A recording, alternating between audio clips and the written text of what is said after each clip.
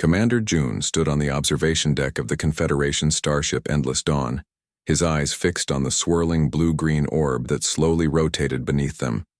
Earth, as the natives called it. After 6 months of covert study, the Confederation had finally deemed the planet worthy of closer inspection. Beautiful, isn't it? Officer Day appeared beside him, her slender frame silhouetted against the vast viewport. Yes, June admitted, though beauty often hides danger.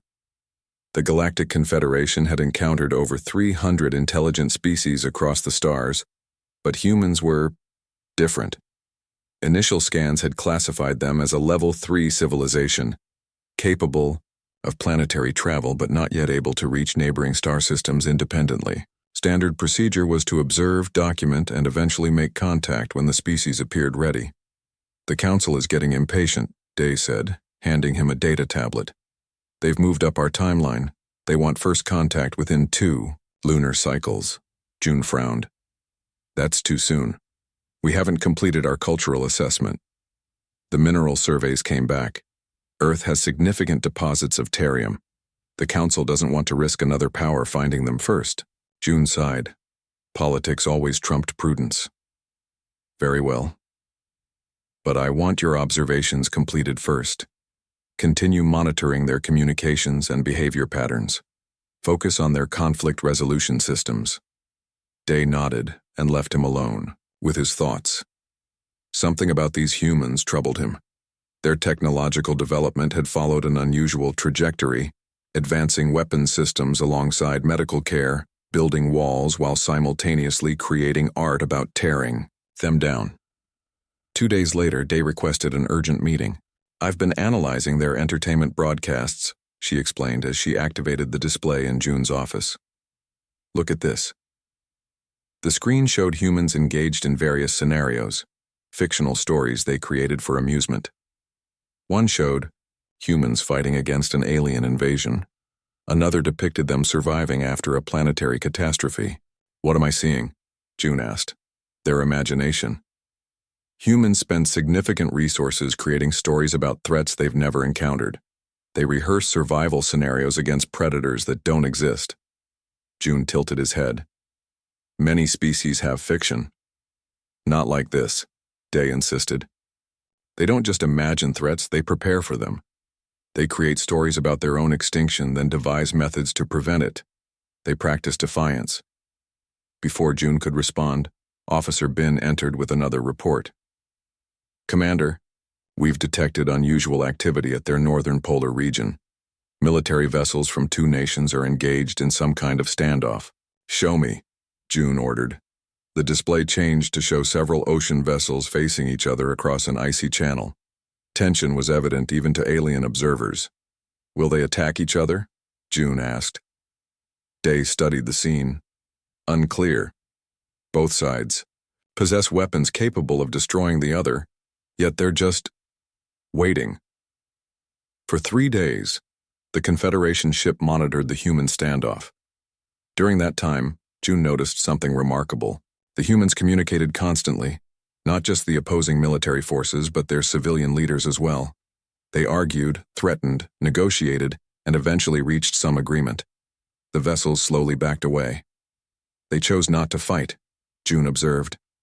This time, Day said, their historical records show millions dead in previous conflicts.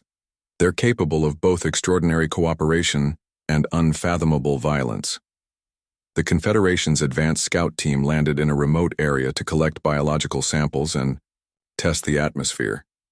Their ship, designed to be invisible to human detection systems, touched down in a forest clearing. Scientist Moon stepped onto Earth's soil first, instruments ready. Atmosphere composition confirms our readings. Slightly higher oxygen levels than optimal, but within tolerance. The team worked methodically, collecting plant specimens and setting monitoring devices. Everything proceeded according to protocol until Huck, their security officer, froze. Movement, he whispered. 3 o'clock, approximately 100 meters. The team stilled. They were supposed to be undetectable.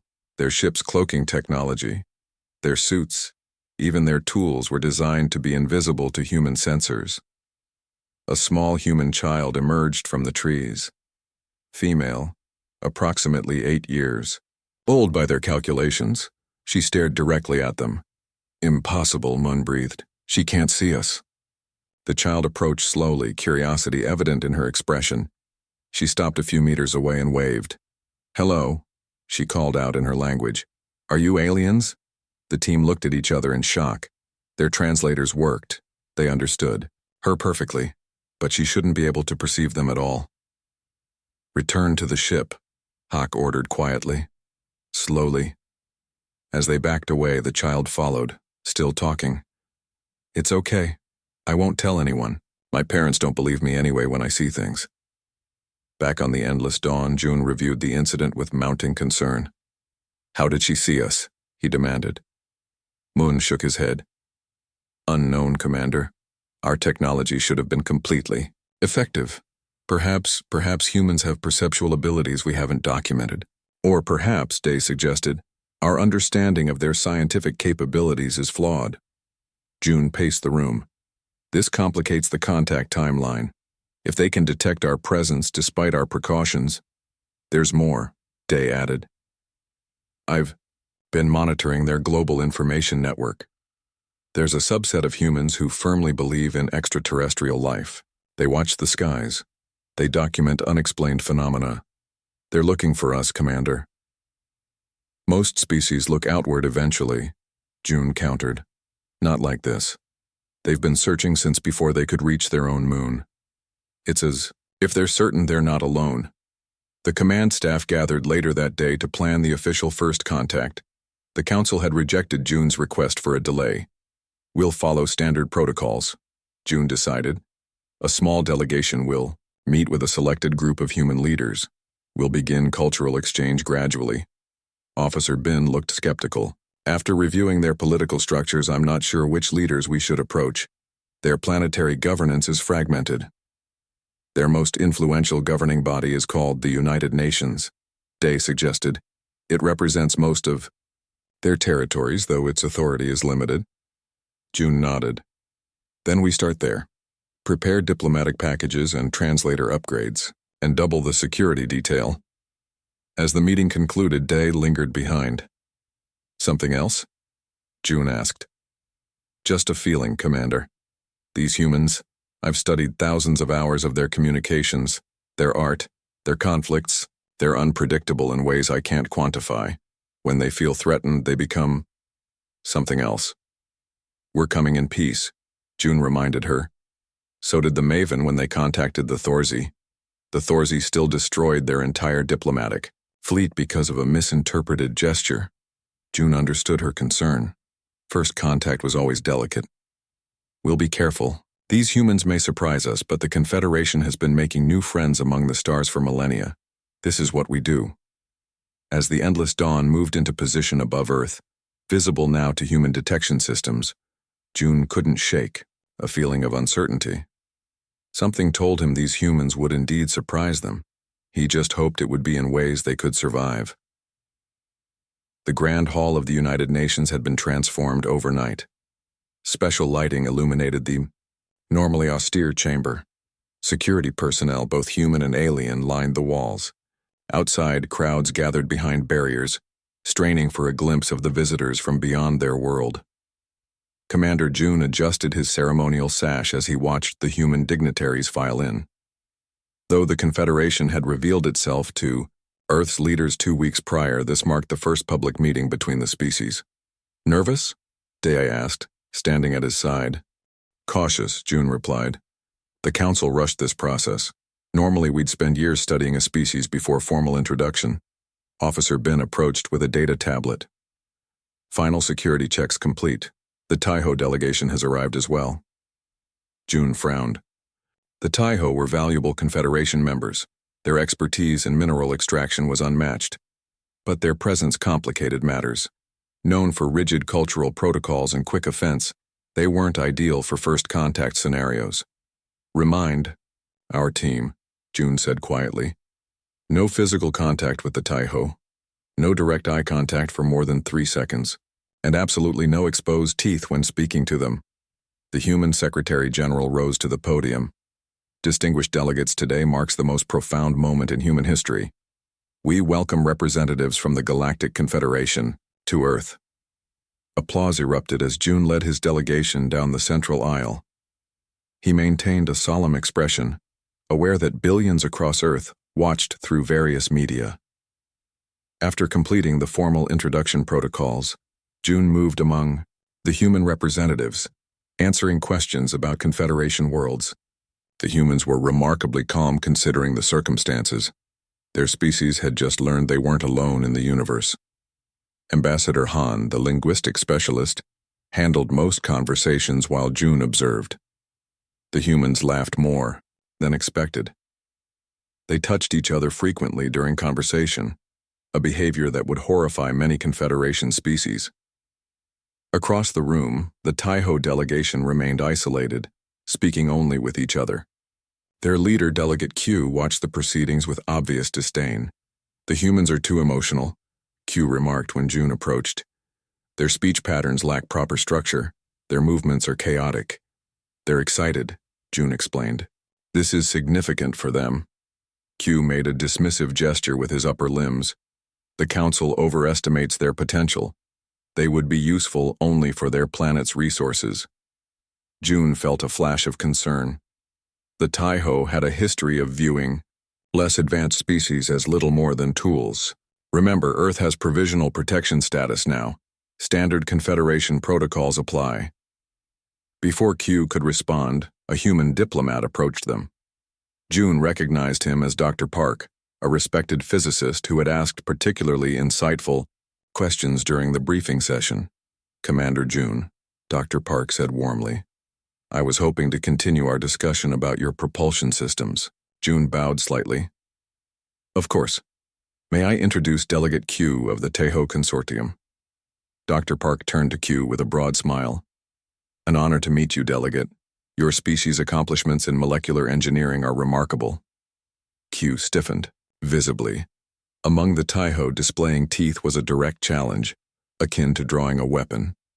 Worse still, Dr. Park extended his hand for a handshake, his fingers splayed in what the Taiho considered an offensive gesture. "You dare?" Q hissed, his skin flushing the deep orange of Taiho rage. Dr. Park's smile faltered. "I'm sorry, have I?" June stepped between them. "A cultural misunderstanding. Dr. Park, among the Taiho, your gesture could be considered confrontational."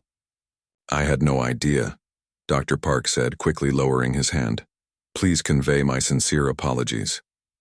But Q had already turned away, barking orders to his delegation in their clicking language. The Taiho representatives moved as one toward the exit. "Commander," D said urgently, appearing at June's side. "The Taiho are sending communications to their ships in orbit." June felt a cold dread settle in his stomach. "Find Ambassador Han. We need to contain this now." The incident quickly escalated beyond the hall. News of the alien walkout spread across human media networks, generating speculation and fear. Despite the Confederation team's efforts to explain the cultural miscommunication, damage had been done. Hours later, June faced the emergency session of human representatives with growing concern. "The Taiho ships have changed position," he explained, carefully. "They've moved to a high orbit above your lunar settlement. Are they planning to attack?" the Secretary General asked, her voice steady despite the circumstances. "Not attack," June clarified. "The Taiho referred to it as a demonstration of consequence. They believe humans deliberately insulted them and wish to show their technological superiority." The room erupted in outrage. Military advisors huddled together, whispering urgently. Political leaders demanded immediate action. "This is outrageous," the American representative shouted. "One misunderstood gesture and they threaten our people?" June raised his hands for calm. "The Confederation is negotiating with the Taiho. They've agreed not to harm any humans, merely to display their capabilities." "By threatening our moon base?" The Chinese delegate stood now. "Over 200 scientists and engineers live there." Ambassador Han stepped forward.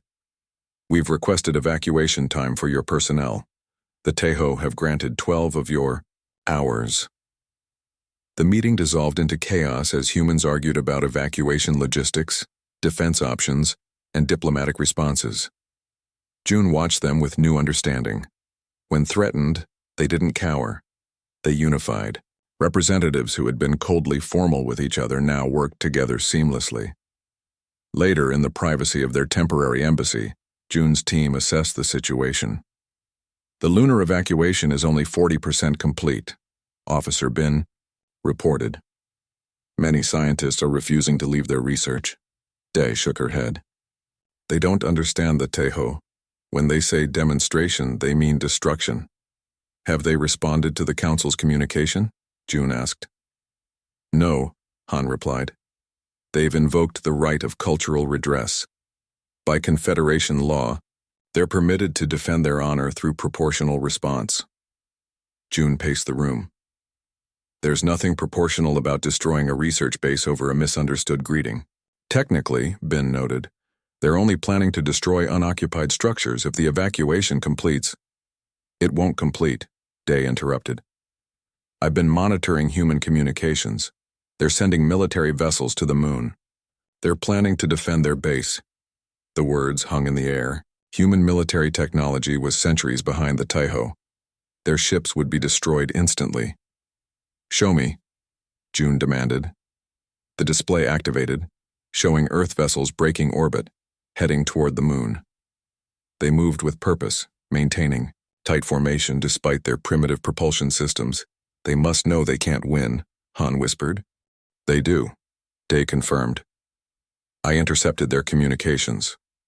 One human commander told his crew, "We may not survive this, but we will show these aliens that humans don't abandon their people." June stared at the small fleet of human ships, feeling an unexpected admiration. They knew they faced a technologically superior enemy. They understood the odds, yet they went anyway. Contact the Council, June ordered. Request emergency intervention, and get me a direct channel to the human military leaders. As his team scrambled to act, June watched the human vessels continue their doomed journey. In that moment, he understood what Day had been trying to tell him. These humans didn't calculate odds the way other species did. They didn't surrender when logic dictated they should, and that made them more dangerous than the Confederation had ever imagined. The Confederation observation vessel, Subtle Witness, maintained a position 10,000 kilometers from Earth's moon, close, enough to monitor events but far enough to avoid any conflict. Commander June stood rigid on the bridge, watching the tactical display with growing concern. The Tejo battle group has established orbital position, Officer Bin reported, her voice carefully neutral despite the tension. 5 destroyers. 3 support vessels. And the humans? June asked. 6 vessels approaching lunar orbit. Primitive chemical propulsion. Minimal defensive capabilities. Day stepped closer to June, speaking quietly.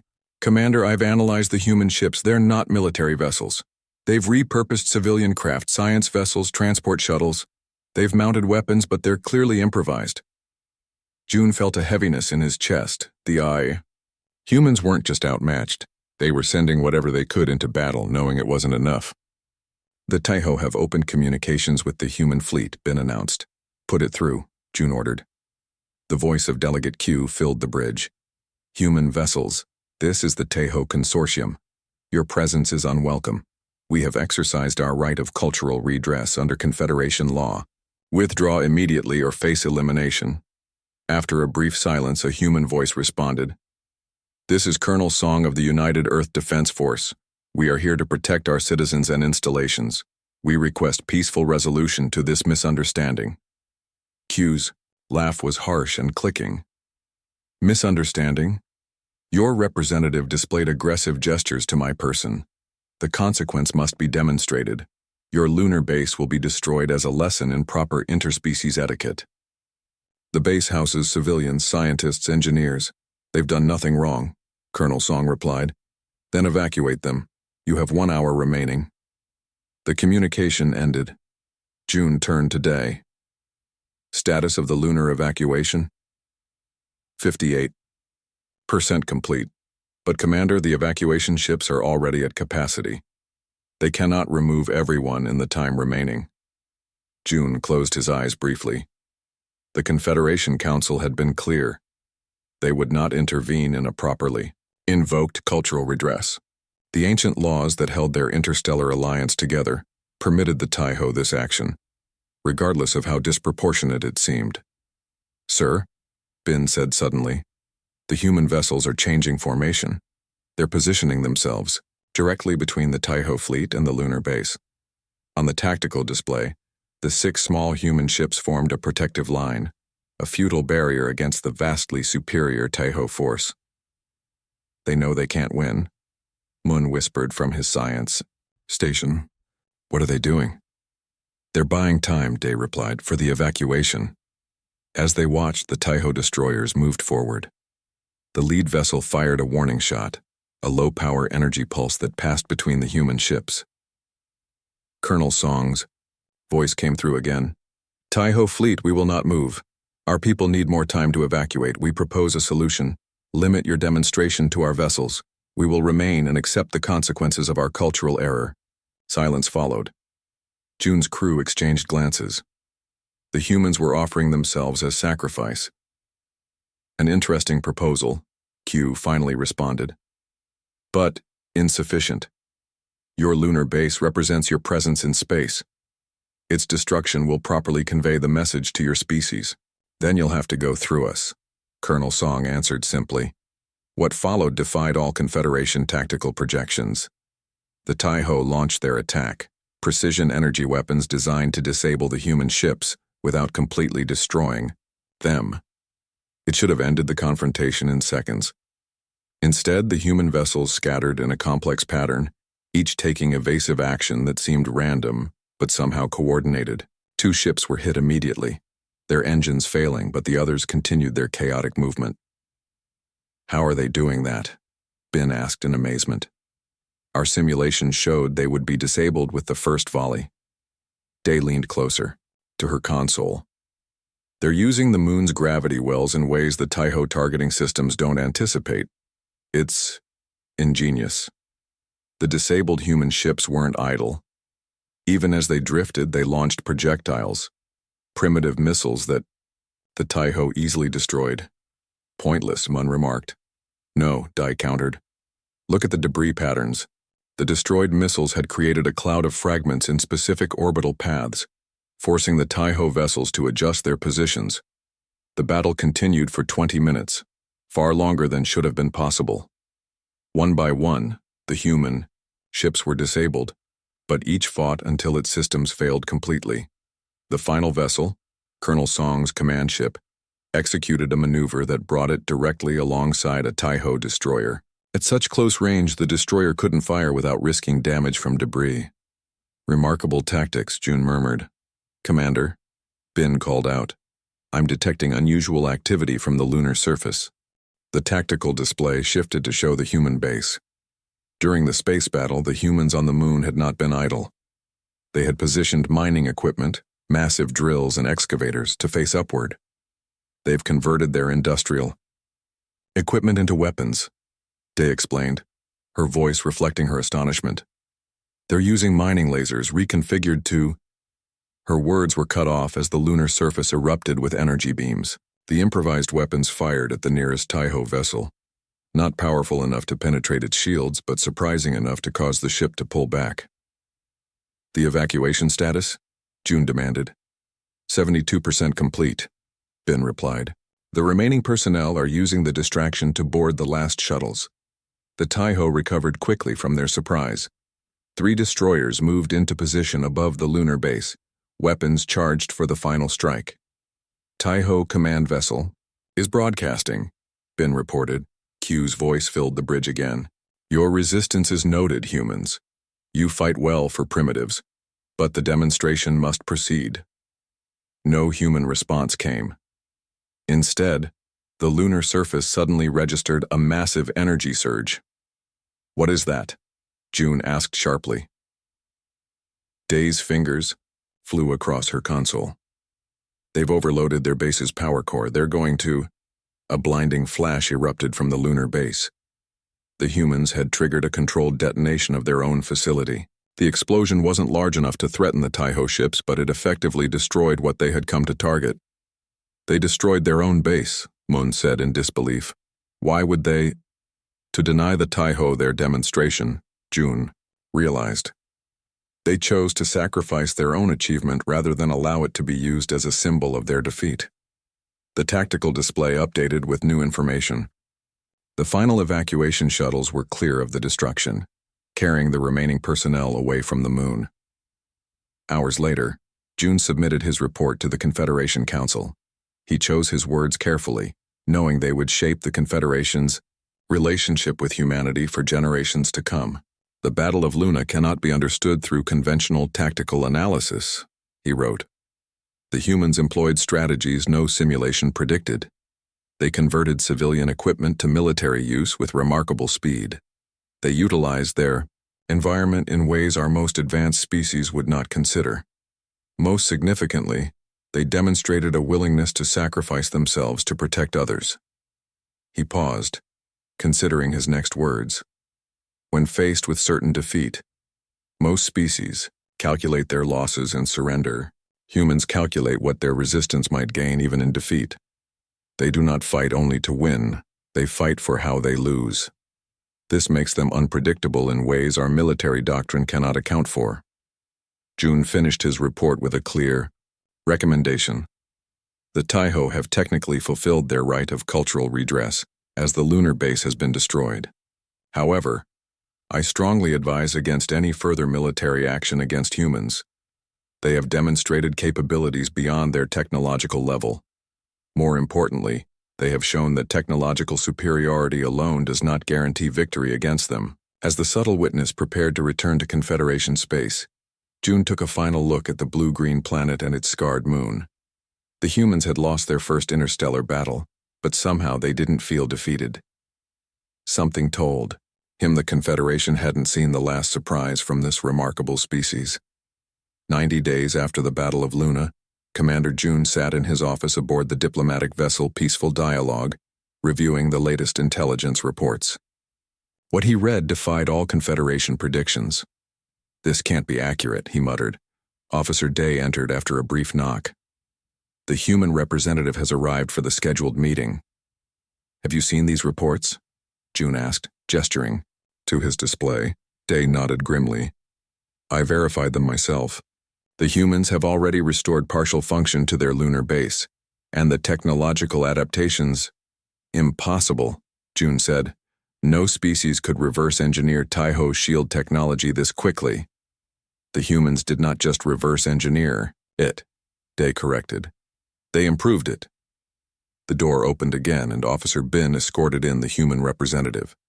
Dr. Park, the same physicist whose innocent gesture had triggered the conflict, now wore a military uniform with new insignia.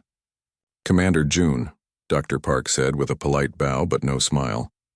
The humans had quickly learned Taiho cultural protocols. Dr. Park, though I see it's now General Park. The human nodded. Things change quickly in wartime. The Confederation does not consider this a war, June said carefully. The Taiho exercise their legal right of cultural redress. That matter is now concluded. Park's expression remained neutral. 53 humans died during the evacuation. Over 200 years of scientific research was destroyed. From our perspective, this was an unprovoked attack following a cultural misunderstanding. June gestured to a chair. Please, sit. We have much to discuss. As Park sat, Day activated a holographic display showing Earth and its surrounding space. Dozens of small objects now orbited the planet, new satellites and defensive platforms that hadn't existed 3 months ago. Your species has been busy, June observed. We adapt, Park replied simply. My analysts tell me you've incorporated Taiho shield technology into your defensive systems. Technology you could not possibly understand yet. Park smiled slightly. Commander, humans have a long history of learning from conflict. When we encounter superior technology, we don't just copy it, we obsess over it. June leaned forward. The Confederation Council has reviewed my report on the Luna incident. They've ruled that the Taiho demonstration was legally executed but ethically questionable. They've ordered the Taiho to withdraw from Earth space. And if they refuse, Park asked, they won't. Despite appearances, the Confederation enforces its rulings. Park nodded but seemed unconvinced. We appreciate the gesture, but Earth has decided to take responsibility for its own security. We're unified now in ways we never were before. The display shifted to show images of human cities. Where once nations had been divided by borders and conflicts, June saw new cooperation, shared defense systems, joint scientific facilities. The alien threat, as many humans call it, has united our planet, Park explained. Old enemies now work together. Resources previously used for fighting each other have been redirected to space defense and exploration. June studied the human carefully. You're telling me that the Taiho attack, rather than intimidating humanity, has accelerated your development? Precisely, Park confirmed. Humans have always advanced fastest when facing challenges. Your arrival showed us we're not alone. The Taiho showed us not all aliens come in peace. Over the next hour, Park outlined Earth's new unified defense strategy.